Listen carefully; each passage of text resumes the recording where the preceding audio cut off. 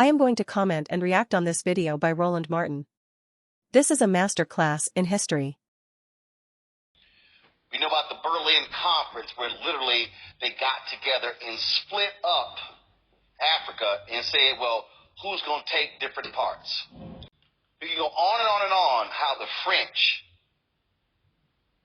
how the British, how the United States, all of these countries raped and pillaged the continent of Africa.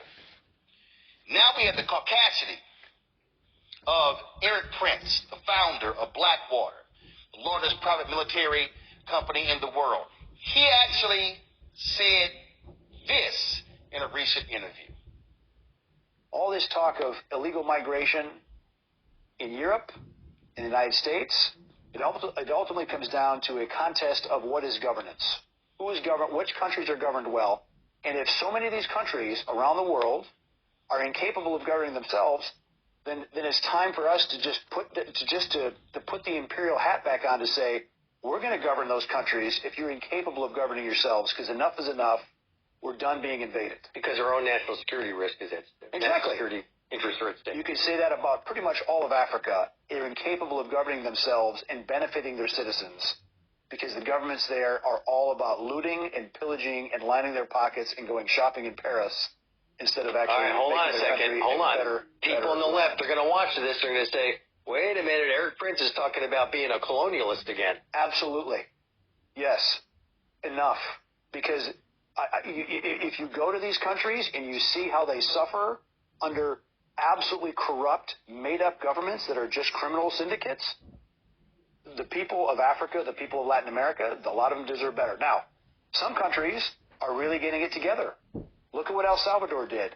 Bukele, murder capital of Latin America, he said, no more. Now El Salvador is safer than Prince William County. And he took just all south of Washington, D.C. He put all the drug MS-13 cartel guys leaders in prison.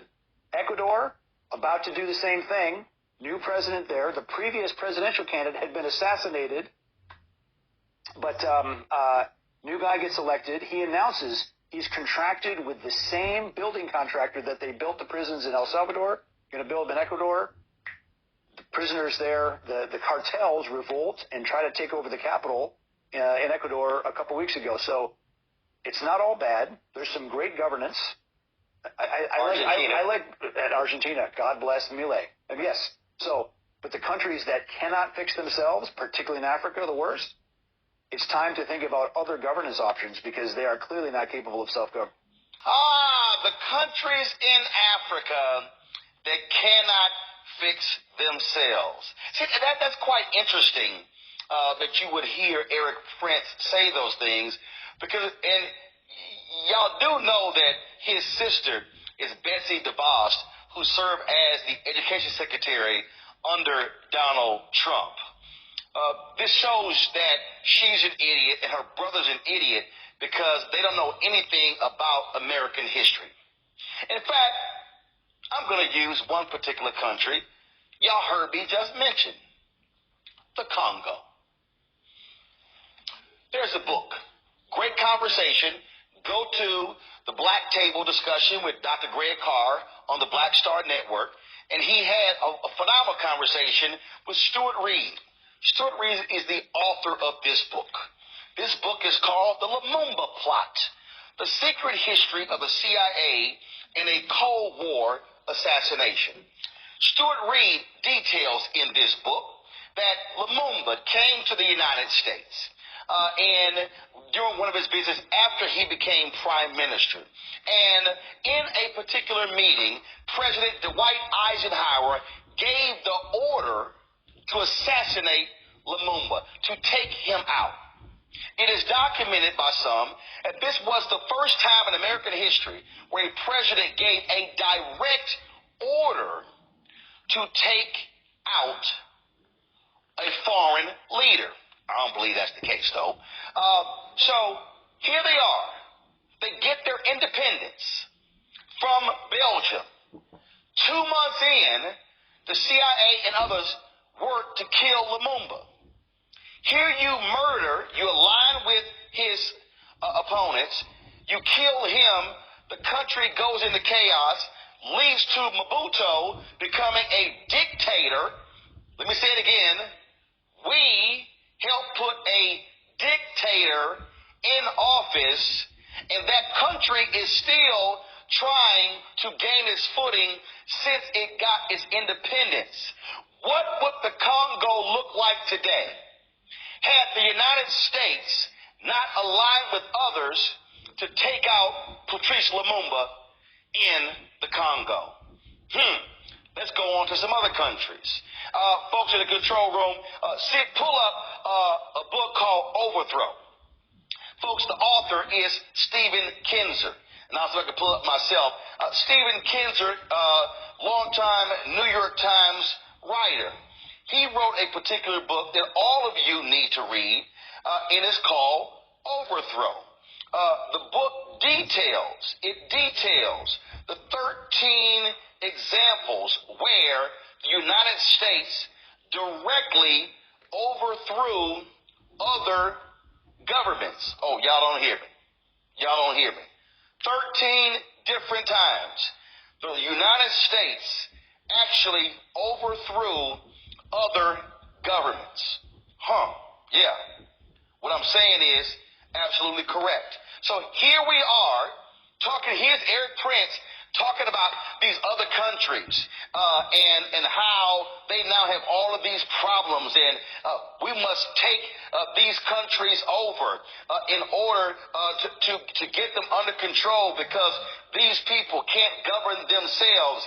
Yet we, the United States, play a role in making this happen. This is the book right here, Overthrow: America's Century of Regime Change from Hawaii to Iraq. We can detail what took place in Libya. We can talk about what happened in Guatemala. Are y'all aware, Kinzer writes it in his book, that the Panama Canal originally was not supposed to go through Panama. That was supposed to go through another country. But the United States told that country, in order for you to finance the canal, you have got to use American banks. The country said, no, we're good. We got a better deal with European banks. So the United States, along with a PR company, created this entire story that was a lie, that there was a particular volcano in this country that hadn't erupted in centuries, somehow could erupt, and that will destroy the canal. That's how it was built in the canal. In fact, let me just go ahead and stay on Panama. Noriega was running drugs in Panama. Guess who payroll Noriega was on? The CIA's. Come on. Do y'all even know where the phrase banana republic comes from? The phrase banana republic comes from United States and other countries overthrowing governments because the plantation owners control the land. They control the country. So the phrase a banana republic comes from, again, the overthrow of governments, the overthrow of governments to aid economics. Let's not talk about Chile. Kinzer details that ITT, one of the first global companies, called the CIA and said, hey, we'll pay for y'all to overthrow Chile. They said, hold up now, we ain't really down for that yet. They told ITT thanks but no thanks. They then came back a couple of years later when Allende became the president. Allende said, wait a minute. Why are we sitting here, all these other companies controlling telecommunications, controlling all of our economics? Allende says, we're going to nationalize this. America, oh hell no. Whoa, hold up. You talking about you gonna nationalize all this stuff? That means these American companies not gonna keep making all this money? No, hell no. Guess what we did? Call ITT. We overthrow Chile. Got rid of Allende. Put in Pinochet, who killed millions of folks. America did that. I'm sorry. Why were the Iranians so pissed off at us in 1979? The story that we've all been taught, the Iranians, the Ayatollah, Khomeini, the crazy rabid Muslims, they took over the country, want to destroy our freedoms. See, you can't talk about 1979 and the hostage crisis if you skip over 1953, 26 years earlier. And now you might say, well, Roland, well, okay, well, what happened 26 years earlier? Well, there was a democratically elected prime minister. His name was Mossadegh. Mossadegh said, I don't understand. How is all of this oil ours? And we only get like 5 to 7% of the money. Why is British Anglo-Iranian oil, now known as BP, how are they taking all the money? So Mossadegh said, no, we're keeping our oil to rebuild our country. The British said, oh, hell no, you're not. Because y'all got to understand, the British economy had been taken. All of that Iranian oil was paying for the British economy. They said, no, you're not. Oh, no, you're not. But see, the British, y'all, the British wasn't trying to go as far as overthrowing the government in Iran. The United States went, we'll do it. We got y'all. So the United States began to distribute flyers in the country, pushing out misinformation in Iran against Mossadegh. Took out Mossadegh, put in a general. The general wouldn't do what America said. We then took the general out, and we then said, here's the Shah. So we put in the Shah of Iran. Put the Shah of Iran in. Then we, our CIA, trained the Shah's thugs. So the Shah's thugs that were beating down on people all across the country, put them in place. Now do the math. If you were 18 years old in 1953, by the way, Iran loved America. Iran loved America. After this, Iran hated America. So you 18 years old in 1953. You 10 years old in 1953. But 26 years later, you 36. You 44. So the uprising in 79 can be traced back to 1953. Chavez, when he became president of Venezuela, oh, hell no. Don't you dare nationalize the oil. Company called Citgo. You ain't doing that. Don't you do that. Y'all, we could run through a list of South American countries. I ain't even mentioned us wanting to take over Cuba. We can run through South American countries, Latin American countries. We can run through African countries. We can go through the Middle East, and we will show. Y'all heard in the thing, he said, America's national interests. We, the United States. See, this is the stuff they never wanted to teach us in school.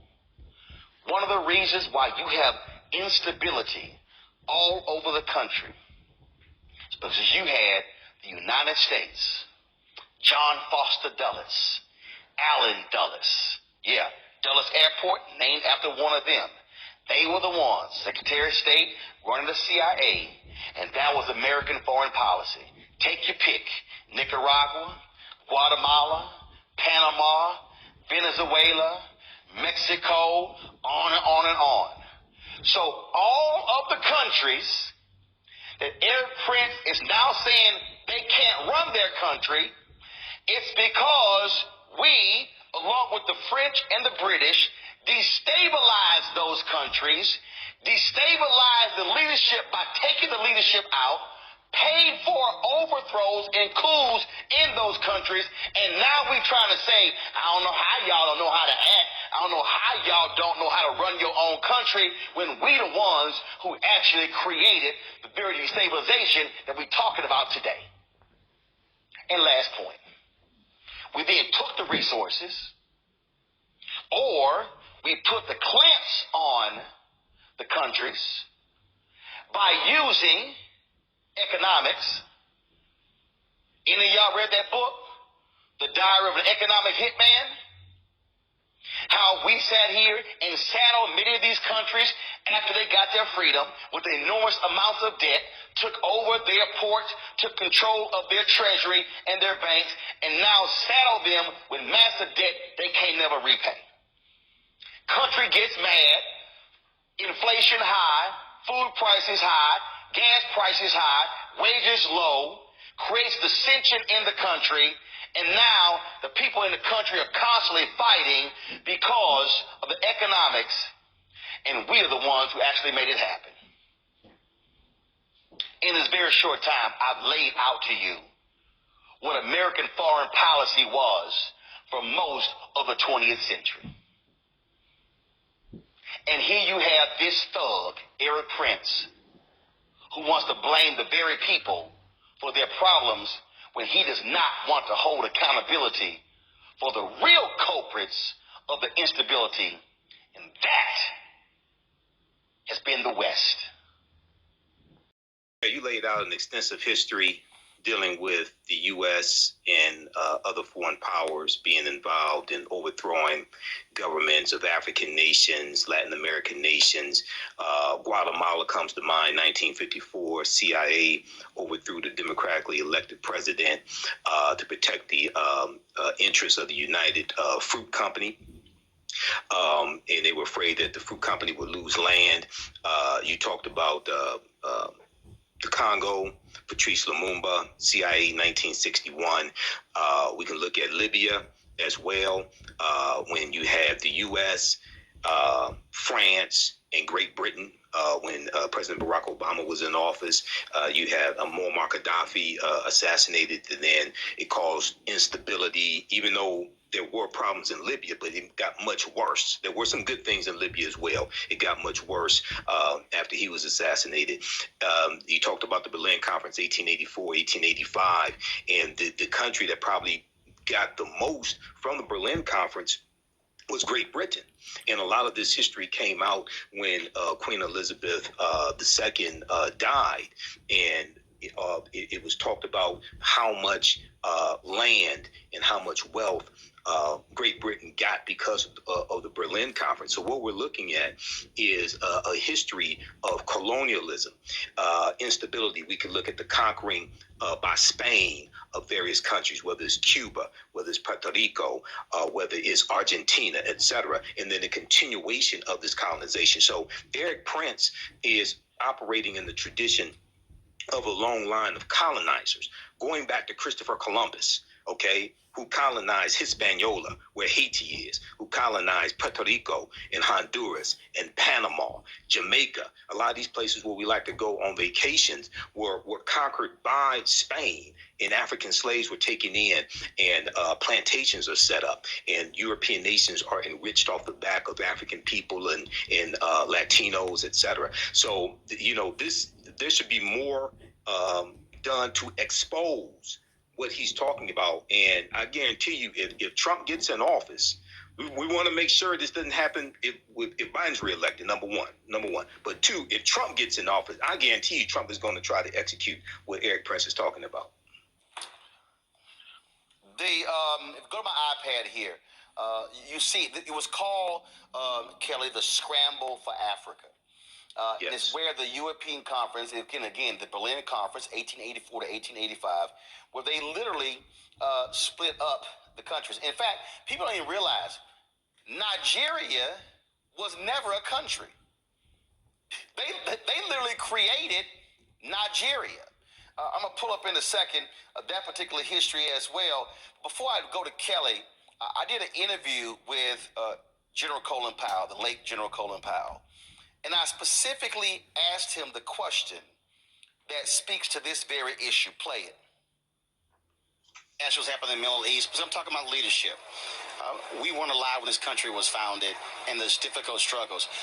And it's bothering me that Americans don't understand that this is what happens in new democracies, where you have this struggle, this fight for leadership. And so your assessment of what's happening right now, I mean, isn't that really what's going on? They're trying to they'll find their way. What's happening right now in the Middle East, and it's sort of reflective of our own democracy. It wasn't easy. You don't just pick up a book and learn how to do democracy. You have to practice it. You have to exercise it. And so when some of these autocratic leaders left in Egypt and Tunisia, Libya, and places like that, there's no democracy just ready to spring up. You got to grow it. And you grow it by people believing in their country, by people respecting the new leadership, by different sections of the country coming together and not fight over the spoils. And above all, by creating institutions of democracy, how to vote, law, corporate law so you can protect the economy, civil rights that are protected, a free press, the end of corruption. Those are the seeds of democracy. So don't be shocked that we're having this kind of difficulty in the Arab Spring countries, because they have to learn how to be Democrats, and small d. They have to learn how to govern themselves.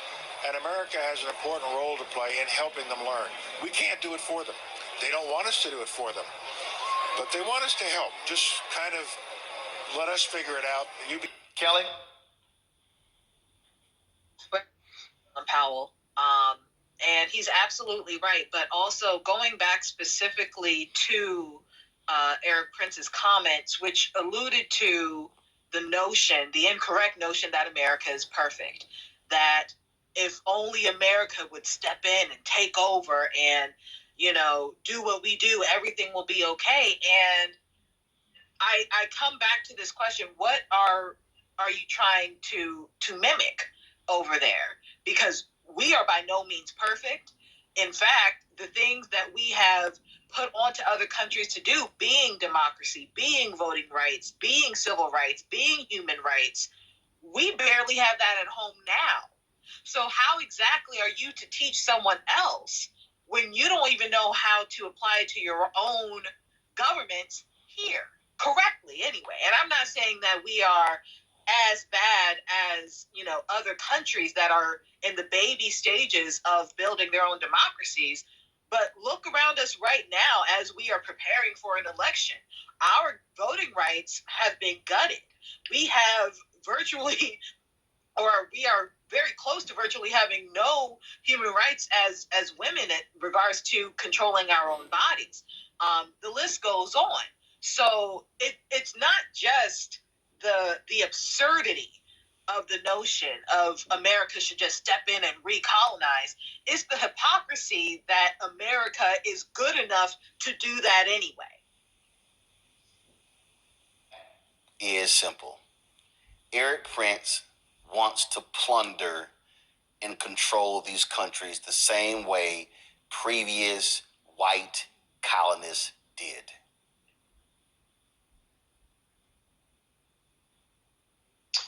I don't know if that was for me. That's for you. That's for you. Okay, I didn't hear it, but yeah. I said Matt. Go ahead.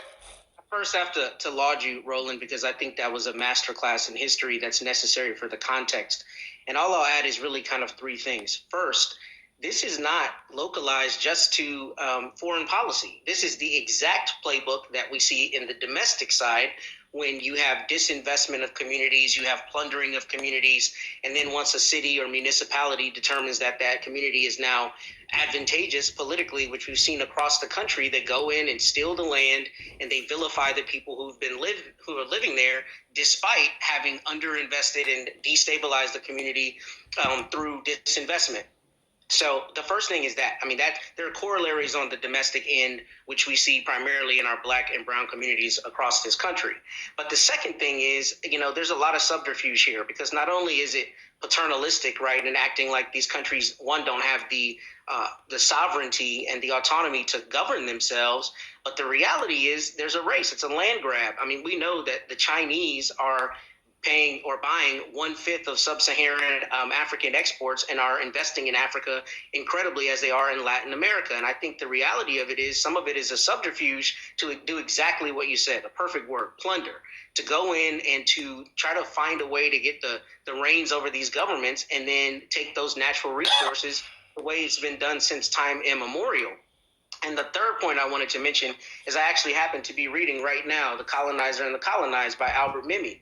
And if you read this book, which is about the colonization of Tunisia and Algeria in the 1950s, he outlines exactly what the European powers did in terms of destabilization, and not only destabilization, the psychological elements that they used on those they were colonizing to try to make them aspire to assimilation and also hate themselves, to create that tension so that they can go in and take those resources and plunder. So that's all it is. It's a monetary thing. It's a land grab, and it's couched in this, we have to help them because they can't help themselves, despite the fact that the things they're allegedly unable to help themselves from are direct consequences of repeated and concerted efforts to destabilize and plunder. So we're seeing the byproduct of that and the recontinuation of that through the paternalism to act as though they can't govern themselves, despite having the sovereignty and autonomy to do so. You see, folks, this is why what we have to do is what I have called the education beyond the education.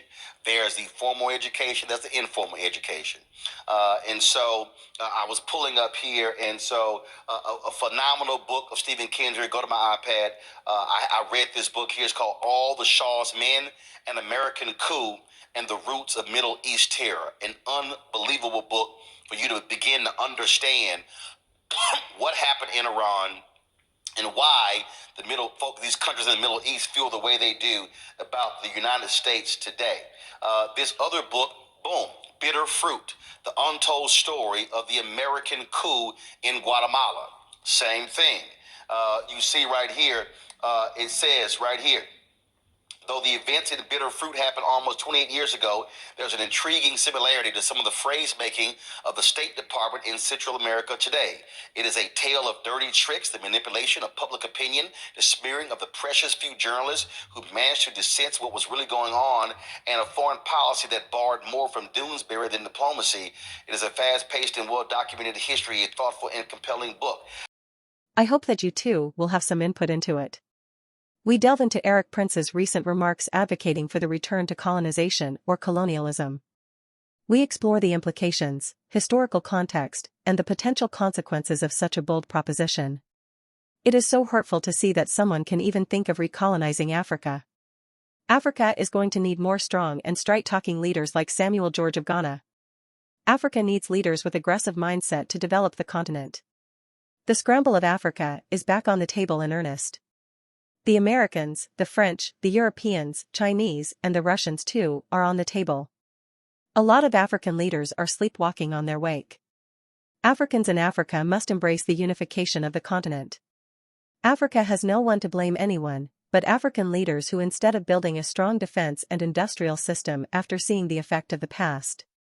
The African leaders like to wine and dine in style instead of developing and protecting the continent and its minerals.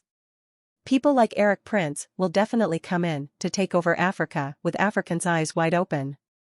African leaders need to ask themselves this question: how come India, China, Japan, Singapore, Taiwan, and many more are fully doing their jobs to safeguard their citizens and countries so well? Other countries are so organized. Sadly, a lot of African leaders are so easy to bribe. All the West needs to do is simply dangle a few dollars, and an African leader will back down very quickly. That is a huge shame and embarrassment, not just for the individual country, but Africa as a whole. Now a repeat of the Berlin Conference of 1884 to 1885 seems to be coming back pretty fast. They are not coming for slave trade, but they are coming to take your resources. America, Europe, China, Russia, Israel, and Qataris. These countries cannot function without your resources. The Berlin Conference had several significant outcomes that shamed the course of European colonialism in Africa. 1. Partition of Africa. The conference formalized the scramble for Africa, during which European powers divided and claimed territories in Africa while the borders established during the conference were not definitive. It set the stage for subsequent colonial expansion. 2. Recognition of claims. European nations agreed to recognize each other's territorial claims in Africa. This recognition allowed for the establishment of colonial administrations and exploitation of resources. 3. Free trade principles. The conference aimed to promote free trade in Africa. However, the principles outlined were often disregarded in practice, as European powers prioritized their own economic interests. 4. Humanitarian concerns. The conference addressed issues related to the treatment of indigenous populations, including the suppression of the slave trade. However, these concerns were secondary to colonial ambitions. Impact on African people. The decisions made at the Berlin Conference had a profound consequences for African peoples. Remember, borders were drawn with regard for ethnic or cultural divisions, leading to tensions and conflicts that persist to this day. The Berlin Conference marked a pivotal moment in the history of European imperialism in Africa, shaming the continent's future political boundaries and influencing its trajectory for decades to come.